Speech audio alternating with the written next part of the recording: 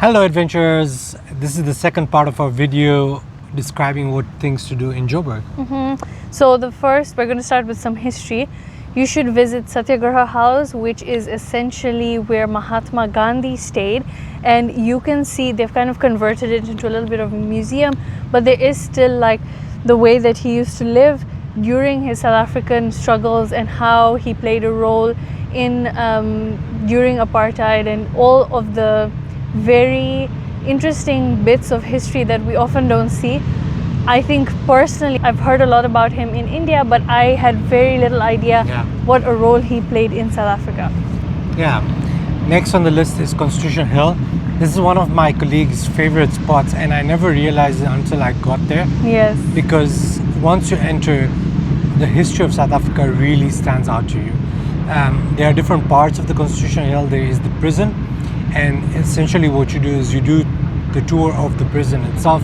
There is that famous place where the picture was taken by the activist in South Africa, showcasing the brutality prisoners face and the emotion and how it supported the freedom struggles in South Africa. You get to also visit the different cells that different prisoners were part of, and also hear about how they fought for freedom just by singing songs to each other and creating that environment of camaraderie that was so critical to stay alive in such horrendous conditions. And how they uplifted each other. 100%. And then there is that link towards the Constitution Hill court that is there, and the design of it that is so critical in trying to ensure that the judges are grounded when they're making decisions, that they don't look at race or they don't look at the different biases that we human beings have, but try and give the judgment by looking at the humanitarian lens of the work. The whole tour is so beautiful. It really tells where our constitution came from, what led to one of the best constitutions in the world, a human rights grounded constitution. And we love the tour, and we suggest it for anyone who loves history. And just to add, the way that kind of have made the court is in such a way that everything is symbolic. So they've included things that are important to all the different cultures in South Africa, but also the door is inscribed with so many things, and when you walk in, it's almost as if you're below ground level, because when you are sitting there, there's a panel of windows, and in those windows you can see people passing because there's a street outside, but you can't see who is passing. And kind of the idea behind that is because they wanted to make sure that the judges forever remember that everyone is equal regardless of the color of their skin or how rich or poor they are or where they come from or their gender, anything. And shoes are very difficult to tell, you just... Yeah, but they also show you inequality actually. That's a critical aspect of those feet being shown, because shoes are a very good reminder of the inequality that we face as people actually. Number 13 on this list is the Origin Center. This is inside the Wits University, and you can essentially see evolution, and you'll see lots of remains of rock art. They have audio tours, and you can kind of trace back humanity from whichever point in time we are in now when you visit to like the beginning of humanity, which is really cool and very grounding, because it's so far, but it's also so close, and it's so amazing that we've reached this point where we actually can see those things in archaeological remains. Yeah, number 14 on the list is the Apartheid Museum. This is next to Gold Reef City, and it's a museum basically that showcases the history of apartheid, the struggle against it, the fight against it. And to be honest, Joburg isn't complete without a tour of one of these museums, and we love that about Joburg. Its rich history is really grounded in how the city played such an important role in the movement and freedom of South Africa. It was very, very central. You have Oriental Plaza. Oriental Plaza was... the famous Riyad Musa movie. movie. Yes, if you haven't watched that, you definitely should. But it was established in the 1970s, and it is essentially a place where you go if you want authentic Indian things, right? So from spices to jewelry and clothes, there are over 300 family-run stores here.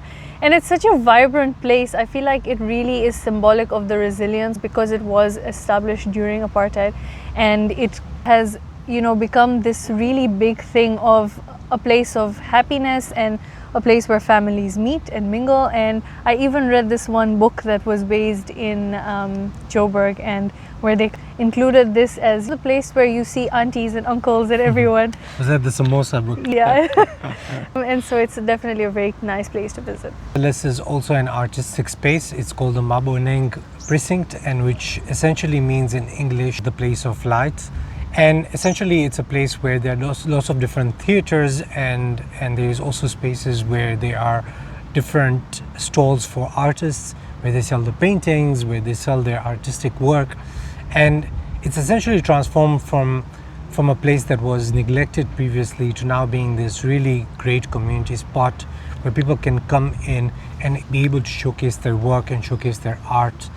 And it's a great spot to visit as well, because you get to experience this from the lens of the people that make all of these things. Yeah. Number 17 is the Nizamiye Mosque, and this is located in Midrand. It is gorgeous architecturally. It was completed in 2012, and it was kind of modeled after Istanbul's very famous Selimiye Mosque. You might not know this, but this mosque is actually the largest in the southern hemisphere, and it's got these towering minarets. It has really intricate tile work, and the domes are so beautiful. You would actually feel like you are seeing a piece of Turkey in Joburg. They also have a school, a clinic, a bookstore, and a Turkish restaurant, and anybody is welcome to visit. You can explore the grounds, you can learn about the history and the culture. They do also have guided tours that are available. The only thing, as in any religious space, is that they ask that you dress respectfully. And I think as someone who has visited temples and churches, it is such a nice experience to be able to go into a place of worship that is not your own and experience it from a different perspective. Yeah. It gives you a very different appreciation of different religions and how many similarities we have, but also this amazing contentness that it brings. 18 on the list is a diamond tour. There are lots of these tours across South Africa. This one is the Cullinan diamond mine tour. And if you know about stones, this is where the Cullinan diamond is basically extracted. The tour is really interesting because it talks about the whole process of mining. So you can do a surface tour where you look at the different diamonds as well, but you can also do underground tours where you can see the process. And what I love about tours like this, it shows you how a raw stone that was extracted from the ground turns into something so beautiful that we all cherish and pay so much money for. And I think that also speaks about the growth that we have as human beings, how we evolve in life. So Cullinan diamond is the largest and the most highest quality diamond that has ever been extracted In the world, ever. And there are rocks that weigh up to 3,106 carats. That's just staggering, Yeah. honestly. So definitely worth a visit if you really enjoy rocks, and if you enjoy the process of how you get that finished jewelry in your hands. It's also just really cool to see how diamonds are made. And of course, diamond mining has played a huge role in South African history, so you also get to hear a little bit about that. Yeah. Number 19 is Palazzo Montecasino, which is the most beautiful. I love architecture. Honestly, I feel like what Joburg lacks in beaches, that makes up in architecture, because as soon as you step foot here, you will feel like you are in Tuscany or something. Like, the architecture is so beautiful. You have these towering brick towers, and inside the ceilings are covered in beautiful intricate paintings. I remember there was this one balcony that actually reminded me of like the Shakespearean play Romeo and Juliet, and how it's often enacted.